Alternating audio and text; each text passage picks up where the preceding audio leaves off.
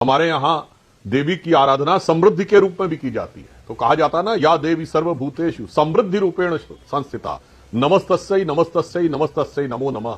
परंतु मैं कांग्रेस के लिए कहूंगा कि सद्बुद्धि रूपेण संस्थिता, इनके यहां सद्बुद्धि के रूप में आए तो शायद ये अपना और देश का अधिक भला कर सके। अभी हमारे मित्र अतुल जी क्या बोल रहे थे, जीएसटी काउंसिल में निर्णय हुआ 2017 में। महोदय, जीएसटी काउंसिल में आज तक जितने निर्णय हुए हैं सर्वसम्मति से हुए हैं।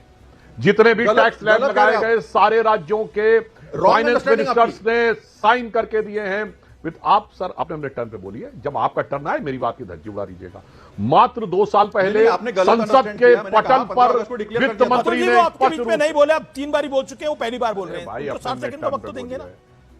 अपने टर्न पे बोलिए अतुल जी, देश को तय करने दीजिए कौन गलत है। अपना टर्न है, आप फैक्ट से मेरी बात को चिन्ह कर दीजिए। मैं कह रहा हूं सारे निर्णय जीएसटी काउंसिल में सर्वसम्मत से हुए।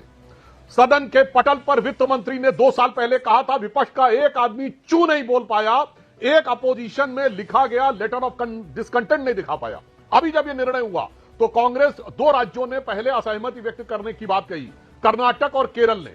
उसके उपरांत हिमाचल जो कांग्रेस शासित राज्य था वो भी साथ में था। फिर यह बात हुई कि परंपरा रही है आज तक सर्वसम्मत से हो, या इन्हें लगा होगा कि टैक्स कटने में हम विरोध करेंगे।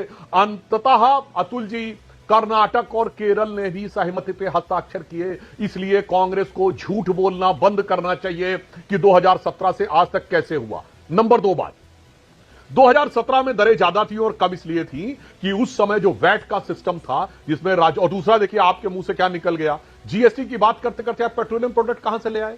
पेट्रोलियम आबकारी यानी जो शराब है, ये 2 तो राज्यों ने कभी आने ही नहीं दिए। और मैं ईमानदारी से कह रहा हूं, हमारा राज्य हो या आपका राज्य, ये जीएसटी में नहीं आने देना चाहते थे, तो जीएसटी में पेट्रोल कहां से आ गया। हां, दूसरी बात, जिन राज्यों ने दावा किया था, हिमाचल में आपकी सरकार ने कहा था ना, आते ही पेट्रोल का दाम कम करेंगे, 1 हफ्ते में पेट्रोल का दाम बढ़ा दिया था। खैर, अब हम यह कहना चाहते हैं कि जो कारण था 2017 से पहले, जो वैट था वो इतना ज्यादा था और राज्य सरकारें एकदम अपनी कटौती करने को तैयार नहीं थी। 2016 में ज्यादातर राज्य सरकारें विपक्ष की थी। तो इस कारण से क्या था कि उसको, जिसको कैस्केडिंग इफेक्ट कहते हैं ना, धीरे धीरे चीजों को सेटल करके एक बिंदु पर लाने का कार्य किया। और ऑन द लाइटर नोट मैं लास्ट में कहना चाहूंगा, महोदय, आपने प्रधानमंत्री जी को ट्यूबलाइट बोला। अरे कोई बात नहीं, वो तो गाली बकने से लेके और कब्र खुदे की टुकड़े टुकड़े बहुत सुनते रहे। अगर मैं एक बात पे दर्शकों से कहना चाहता हूं, जब से मोदी जी आए हैं ये ट्यूबलाइट भी एलईडी वाली हो गई है। अब वो ट्यूबलाइट वो नहीं जो कांग्रेस के जमाने में फ्लिकर करके जलती थी, loop loop loop loop loop तब जलती थी, अब तो खट से जलती है साहब। अब ट्यूबलाइट भी जली